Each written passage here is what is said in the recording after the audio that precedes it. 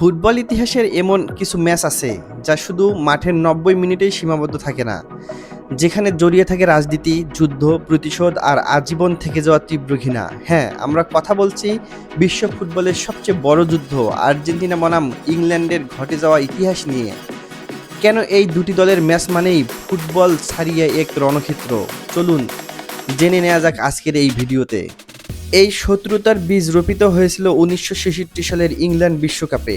Quarter ফাইনালের সেই ম্যাচে রেফারি বিতর্কিতভাবে আর্জেন্টিনার অধিনায়ক অ্যান্তোনিও রাতিনকে মাঠ থেকে বের করে দেন।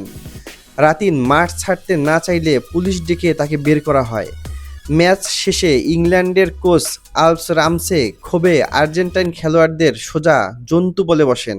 ব্যাস, আর্জেন্টিনার মানুষের মনে ক্ষোভের আগুন জ্বলে ওঠে।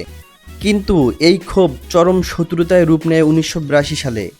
ফকল্যান্ড দ্বীপপুঞ্জ নিয়ে ইংল্যান্ড আর আর্জেন্টিনার মধ্যে একটা রক্তক্ষয়ী যুদ্ধ হয়, যেখানে আর্জেন্টিনা হেরে যায়। এই রাজনৈতিক অপমানের ঠিক ৪ বছর পর ১৯৮৬ বিশ্বকাপে যখনই এই দুই দল মুখোমুখি হলো, তখন সেটা আর ফুটবল ম্যাচ ছিল না। আর্জেন্টিনার কাছে ওটা ছিল যুদ্ধের মাঠ।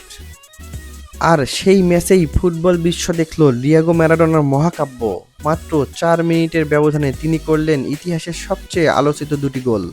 প্রথমটি পিট শিল্টনের মাথার উপর দিয়ে হাত দিয়ে করা গোল, যা ইতিহাসে পরিচিত হ্যান্ড অফ গড নামে। আর তার ঠিক ৪ মিনিট পর মাঝমাঠ থেকে একাই ইংল্যান্ডের ৫ জন ডিফেন্ডার আর গোলকিপারকে কাটিয়ে করলেন শতাব্দীর সেরা গোল। ম্যাচটি ২-১ গোলে জিতে ফকল্যান্ড যুদ্ধের এক মধুর প্রতিশোধ নেয় আর্জেন্টিনা।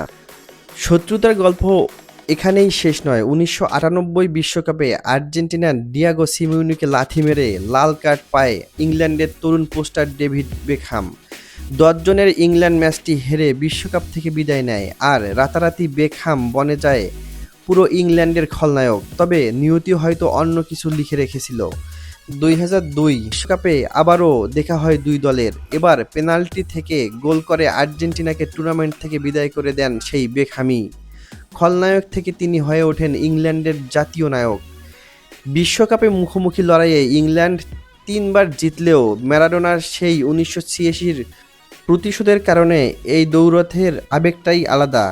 ফুটবল মাঠের এই যুদ্ধ আগামীতেও যখনই হবে, বিশ্ব থমকে যাবে। আপনার প্রিয় দল কোনটি, আর্জেন্টিনা নাকি ইংল্যান্ড? কমেন্ট করে আমাদের জানান।